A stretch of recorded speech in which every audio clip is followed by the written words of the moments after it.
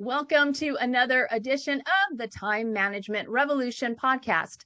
I'm Helene Segura. I'm a time management fixer. And today we have with us Beecher Leonard-Fritzmeier, who is an EFT practitioner, life coach, and founder of EFT Social Club. Inspired by her own healing journey from corporate burnout and anxiety to lasting freedom, Beecher now helps others with their lives, with combating, releasing stress, trauma, and limiting beliefs.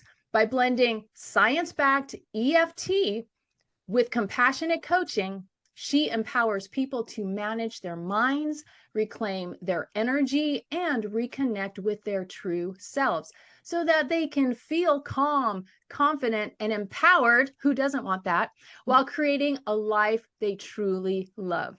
Beecher, welcome. Thank you so much. It's great to be here. Well, I am really looking forward to this conversation because I have a feeling that a number of people listening have not heard of this. So let's start off with a simple definition. You are an expert in EFT. What is that? Yes, and like many listening, I did not know about it several years ago. So EFT stands for Emotional Freedom Techniques. And I like to simply put it like you're getting the physical benefits of acupuncture with the cognitive benefits of talk therapy. So by tapping on specific acupressure points, you're sending a calming signal to your amygdala, which is responsible for fight or flight. And I mean, everyone I know is in fight or flight at some point almost daily. And what I love about EFT is there is scientific evidence behind it. It seems very woo-woo, you're just tapping on your face. It looks weird, I get that. But there is evidence that it lowers cortisol as much as 40% in as little as an hour of tapping. And that is really incredible because many of us are living with high cortisol and feeling overwhelmed by life, and EFT can help. Nice. And speaking of how EFT can help, is there any type of connection between EFT and time management, since that's what this podcast is about? Absolutely. So I have, in my past, really struggled with procrastination, with, waking up and feeling like, okay, this is the list I want to get done, feeling really, really good about it. And then halfway through the day, just hitting dead end and not being able to fulfill the rest of my tasks and feeling like I just don't have enough time in the day. And that for me personally was leading to staying up late, trying to get things done, then feeling like crap the next day, and just this, never ending cycle of feeling like there's not enough time, and that creating major anxiety for me. So what's great about EFT is it can help with time management in a few different ways. And I say that because we don't realize what we're really kind of dealing with day to day. And so sometimes it could be something from our past, whether that's trauma or it's just a significant event that has kept us stuck. So sometimes it's really bigger, deep-rooted issues that are keeping us from staying on top of time in like a peaceful way, because I think that's the goal, right? You want to be able to manage your time without feeling stressed about managing it. And so that's kind of a bigger way EFT can help if there's certain things that are really stuck and need to be released. In a simpler way, EFT can help just in the moment. Like if all of a sudden you feel like you don't have enough time, you feel overwhelmed, you feel stressed, you can tap in that moment and just calm your nervous system, ground yourself, and then you can see so much clearer. And it's like, okay, I got this. Or you know what, maybe these 3 things can move to tomorrow, and that's okay. And let me focus on the time I have today and be okay with that. And then I'd say the third way, which is one that I use often now, is starting your morning off with EFT, and a much more kind of using it almost as a manifesting tool. So instead of trying to, regulate your nervous system with it, you are motivating yourself, you're inspiring yourself. This morning, I started off by taking a walk. I'm fortunate enough to live near a bay, so walked down to the water, sat on a bench, and just tapped, looking out into the water, just tapping simple things like, today's going to be great. I feel in control of the things I need to get done.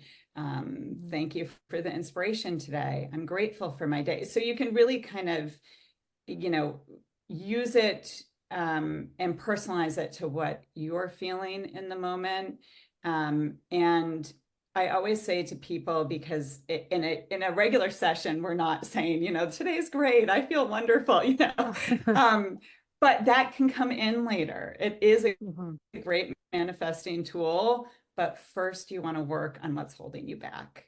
You want to release that first, and then you can layer it in as like a daily routine and part of your practice to get your day going.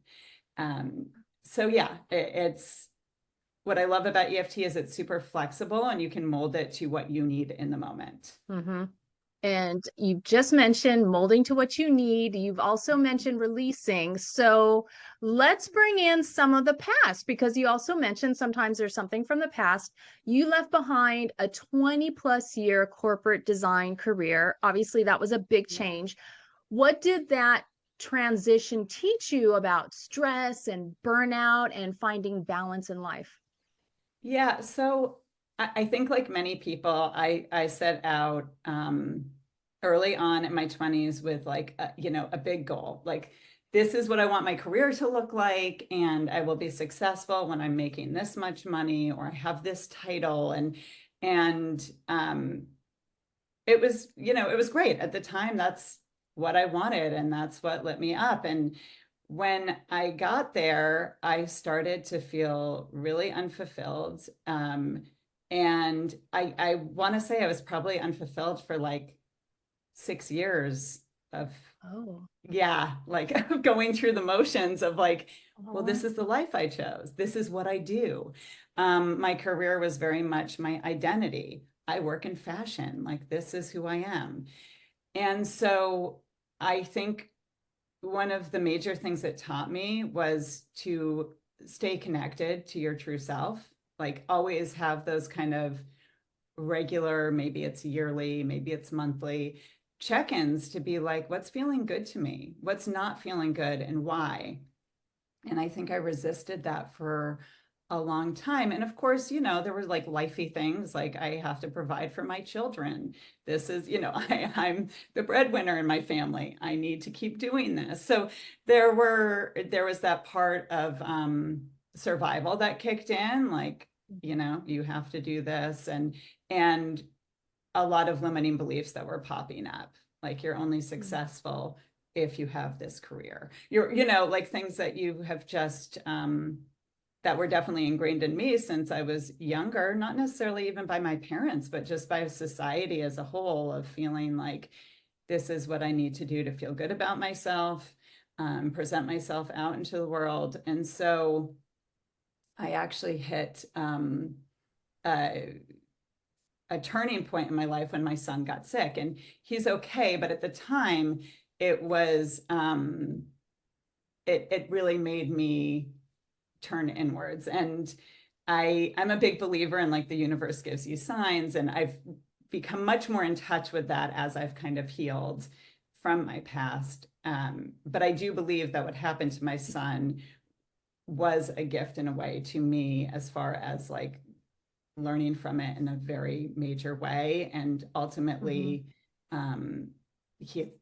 going through EFT and healing myself, which is, that transformation that turned my life around. But at the time, I was just looking for a tool to help my son's anxiety, which was through the roof, like overnight, and for any parent listening, we put our kids first. So even though I had been dealing with anxiety for years and just being like, I'm an anxious person, when I saw it affect him so badly, I was like, there's no way I'm going to let him live his life like this. Like, I need to find something that will help him. And I came across EFT, and it ended up working for him in such an amazing way that I was like, you know what, let me just try this out. I guess I don't have much to lose. And so that was the turning point where I started to realize how disconnected I was from who I am. You know, it's interesting because I always felt like I was a fairly confident person, and that, you know, if someone said, "Oh, do you love yourself?" I would have been like, "Yeah, of course I do. I love myself. You know, that's so, you know, yeah, sure." But I realized I really hadn't been loving myself, you know, and so it was very surface level. So I think just going through, you know, severe burnout and living with anxiety, and then getting to the other side of it, I see things differently, and I realize how disconnected I was. And I had trauma too. I had pretty severe trauma that I hadn't dealt with. And I had gone to talk therapy, which I will say, you know, is great and has its place. And for me, EFT was the thing that really gave me long-term healing that I needed. So EFT is not for everyone. I'm not gonna stand here saying like, you know, EFT will fix your life. It worked for me. It works for, you know, my clients. But I've definitely also had, you know, one-time clients that are just like, yeah, I'm not really into this. I don't get it. And that's fine. I think it's just being mindful of what practices work for you and make your life better. And so I say to anyone who's new to EFT, just try it. You know, you don't have anything to lose. It's not going to negatively impact you. If anything, you can get overwhelmed if all of a sudden it is working and you're feeling like something's coming up. But yeah, it's worth trying and seeing if it's the tool for you to add to your routine. And we will be trying in just a little bit, but first, I want to once again attempt to connect this for the viewer or the listener, Yeah, you know, sure. depending on if they're listening just to audio or if they're watching this. And if this is their first episode of listening to this podcast, they may think, why the heck is EFT on a time management podcast? But when you listen to all the episodes, you start to realize that my philosophy is that while calendars and task apps and all those tools are helpful, in the end, there is something much bigger to time management than those tactical tools. My philosophy is that time management is all about mind management. So in order to be better with time management, you need to take care of your mind, your body, your soul, your energy. So regarding EFT, how does EFT offer a different approach by helping people manage their emotions and energy and thereby improving their time management? Yeah, absolutely. So, you know, when I think of time management, I think of what comes to mind for me is like distraction. And I think that it's important to realize that there's external factors that can distract us, but there's also internal factors. And so if your mind is going, you know, 100 miles per hour and thinking of all these different things that need to happen, maybe you're jumping like 5 steps ahead on your to-do list, or you're just thinking of like an argument you had with your spouse the night before. Whatever it is, that's where EFT can really jump in and ground you. You know, I use heal quite a bit. So it's not just healing from like, you know, extreme trauma. It's just healing from emotions that aren't serving you. So if you feel overwhelmed, or if you're feeling sad about something and you want some relief, you can use tapping in that moment to kind of clear that block. You know, the idea of EFT is that there are meridians running through our body. It's very much based on traditional Chinese medicine. And I think of it as an internal highway system. And so if you have an emotional block, it's like a traffic jam and like nothing's moving. And if you can think of that as like time management, and it's like, oh my gosh, everything is stuck and you're not progressing and you're not moving forward. You know, with time management, you want things to flow with ease.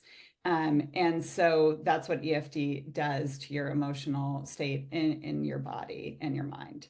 And so if you're able to use it in the moment with whatever is distracting you and coming up, and we will like do a practice to kind of show you what that looks like, then you're much more clearer and you're able to manage your time much more effectively, and feel at peace while doing it. So that's, once you see how to do EFT, if you're new to it, it's like you can just take 2 minutes out of your day. It's not overwhelming to think about, oh my gosh, I have to go sit and find a quiet space for an hour. No, this is literally me right now, just being like, I'm going to take 2 minutes and just tap and try to move through this so I can focus and get stuff done right now. Mm-hmm. And I know for me, I had a game-changing moment related to EFT. I have a very good friend of mine, Cheryl Jones, and she's an EFT coach. And we would carpool from San Antonio to Austin to go to a National Speakers Association meeting. And for so many years, she was telling me about her EFT coaching, and I totally respected that. However, I didn't believe in it. I believed in her, but not in EFT.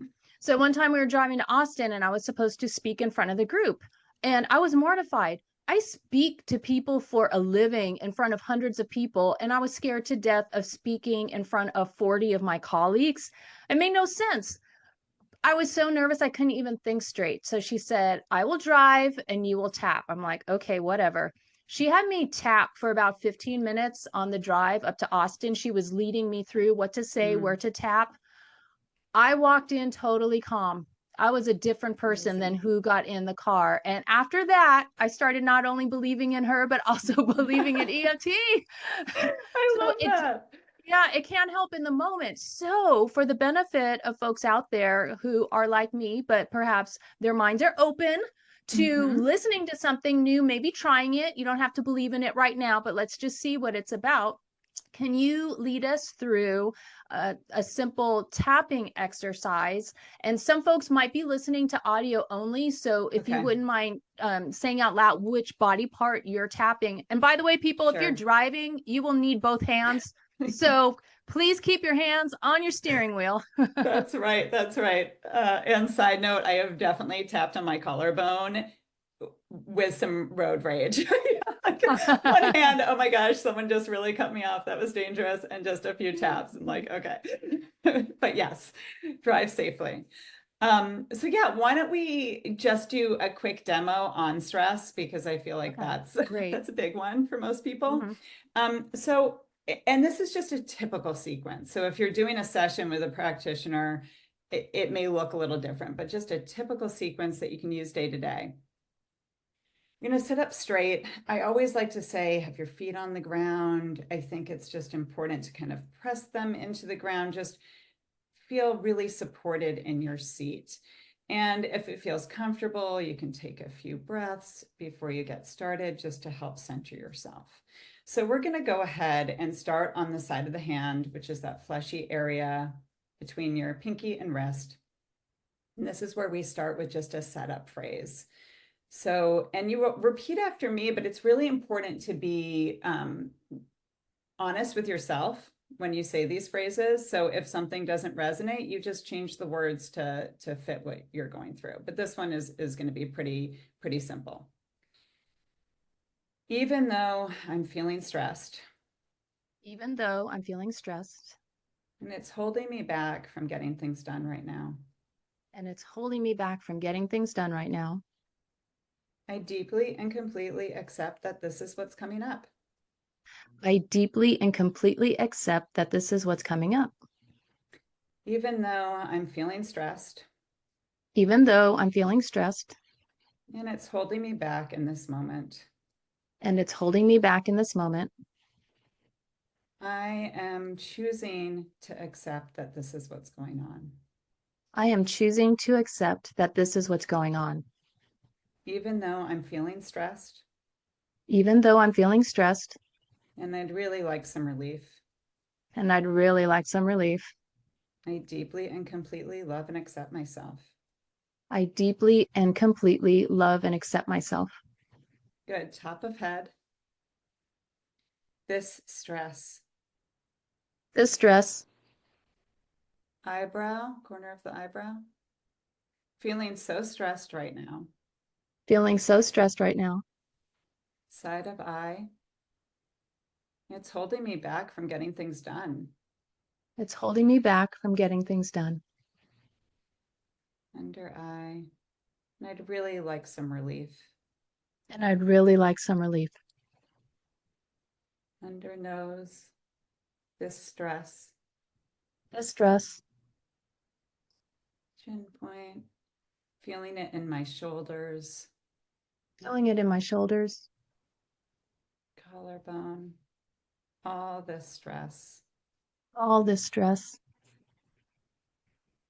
Underarm. I'd really like some relief. I'd really like some relief. And take a nice, easy breath.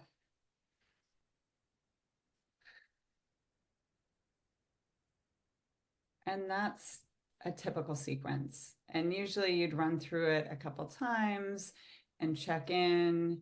We'd rate the intensity. And the reason we rate the intensity from 0 to 10, 10 being the most intense, is because when you're tapping, it's really easy to kind of lose sight of where you were when you started and where you end up. And so just by tracking that intensity, it just gives you a little bit of a measurement of being like, oh, wow, I started an 8 and now I'm feeling like a 5. Okay, something's shifting. So you're just a little aware of your progress. I like to say that, you know, it's great if you can get down to a 3 or below. It's not like you get a gold star if you get that low. It's, you know, everyone's different, but you want to try to tap to get relief to that point, because usually 3 below tells you like, okay, my nervous system's regulated. I can move on now.